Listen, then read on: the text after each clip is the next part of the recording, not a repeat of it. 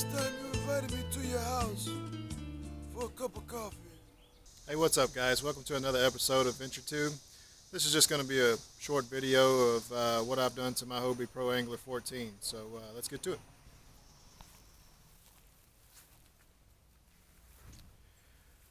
Everything that's been done to my kayak, I've kind of rigged up myself because I'm extremely cheap. So let's go through it.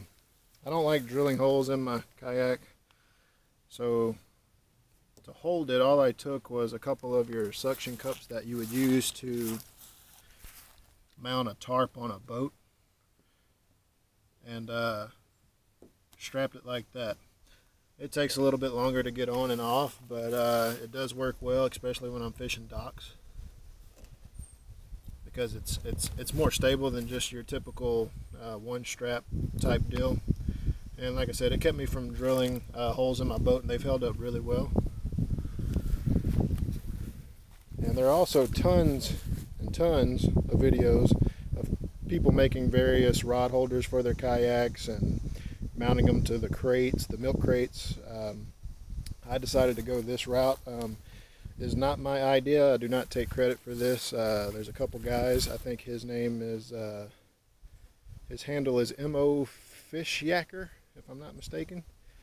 He made something similar to this, and a couple other guys on YouTube, so look them up. It's a really good idea and it works really well. Just made out of PVC pipe. I think this cost me roughly 30 bucks to make, and that's because I didn't have any PVC laying around the house, any elbows or 90s or T's or anything, so I had to buy everything, which still really isn't bad. Way cheaper than buying something through Hobie. And I just kind of put a little camo paint job on it and painted the tips that fluorescent orange just to be a little bit more visible. Really don't need many tools. All you do is take your Dremel and cut out your rod slots. And I didn't have a heat gun at the time, and I just used a blow dryer and heated up the tips of the PVC and stuck a wine bottle inside it and rounded it out, and it worked just fine. Just got a couple bungees on the sides holding it in place. Works real well. Holds all my rods. I usually don't keep my net back here so I can get to it easier in case I land a big fish. And here is my cheap camera mount system, I guess you would call it. I ordered a Chinese camera, which I'll do a video on it, because everything you're seeing on my videos is being recorded with this cheap action cam. And let me tell you guys, it's really good for the money. Humminbird does not have the side imaging, but I don't really think that I need it too much. It's worked just fine. I added that to the lid of the storage box, or live well. I'm not sure what Hobie calls this. I'm pretty sure this is where they wanted you to throw your fish, and that's what I do. So I just took an old car sunshade that you put in the windshield to knock out the heat. I made a pattern from the actual tub, cut it out with a razor blade, real easy, and put some craft spray adhesive on the back. And I haven't done it yet, but I'm going to line the edges with some kind of sealant to make sure water doesn't get underneath it, because you can see it kind of bubble just slightly. But seems to work real well. There's other guys that actually had the complete tub insulated, but I didn't want to go to that extreme. One bag of ice usually lasts me enough for one day out on the lake, even in the summertime. So, and it keeps my boat light. I'm all about being light. Now, at one point I did have lights on the outside of my kayak. That's what this LED strip was here, but it didn't work out too well, and I haven't figured out a way to put more lights on the outside of my kayak, because I love fishing docks at night, and it's really hard to see and really hard to cast without any kind of lighting on the outside of your hole. And here's my little control center. That's my switch for my fish finder. I have internal LED lights to light up, that are right up underneath here, that light up the whole floor of the boat nicely, so I can tie on new baits or whatever.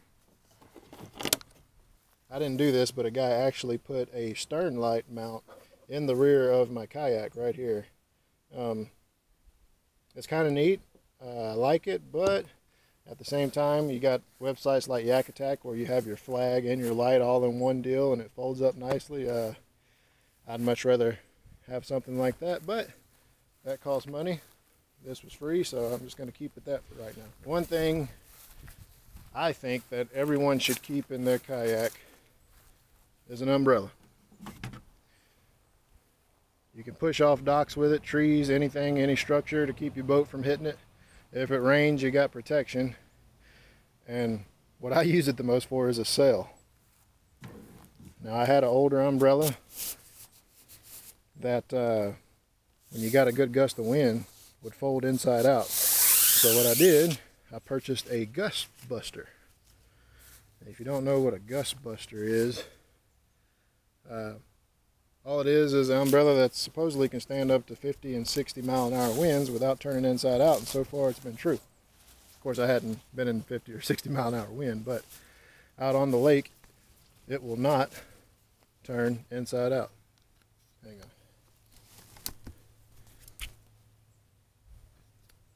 I think this is the 52 inch, if I'm not mistaken. I'm not sure, I could be completely wrong, but something like that. And it really pulls me well.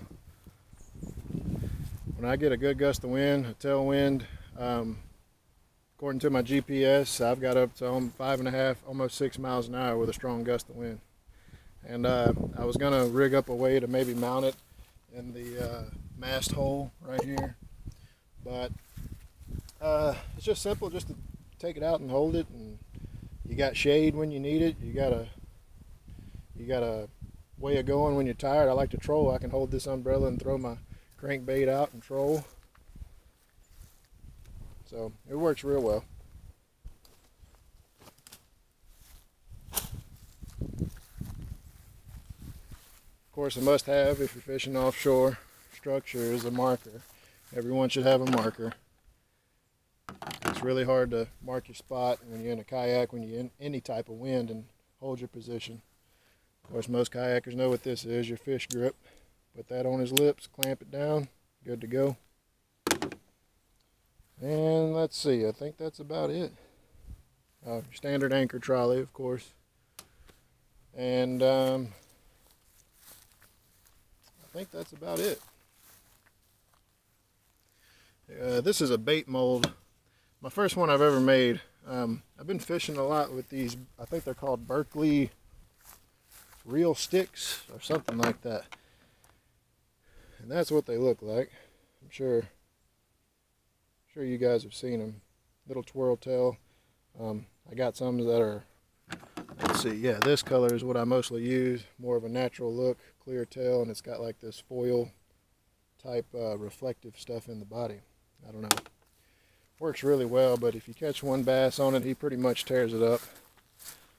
And they're about $5 a package, I think, $4 or $5, and you don't get but 6.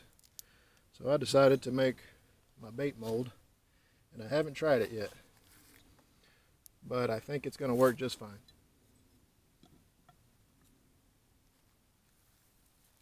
There's plenty of videos on YouTube showing you how to make a bait mold. Probably way better than what I did, but like I said, this was my first attempt, and I hadn't actually tried it yet. I got to order my plastics. I've heard you can melt the baits down, your old baits, but I tried that and it seemed like it got real gummy. Maybe I was doing something wrong. Maybe you're supposed to add some type of oil. I have no idea. So if you guys know about that, let me know. Leave a comment. So that's my boat. That's my Pro Angler. I love it. I had a 20-foot bass boat and realized everywhere I fish, I could fish out of a kayak. And let me tell you, this thing's a lot cheaper on gas. And I fish Lake Conroe, Texas almost on a daily basis. And this boat keeps me dry. I can stand up even when boats are coming by in the waves. I can still stand up and fish stripers, everything. All right, guys. Thanks for tuning in. I'm going to have a lot more videos coming up. Motorcycle videos, camping videos, anything outdoors. That's what we're about. So subscribe, and if you have any comments or questions, please leave them below. See you guys later.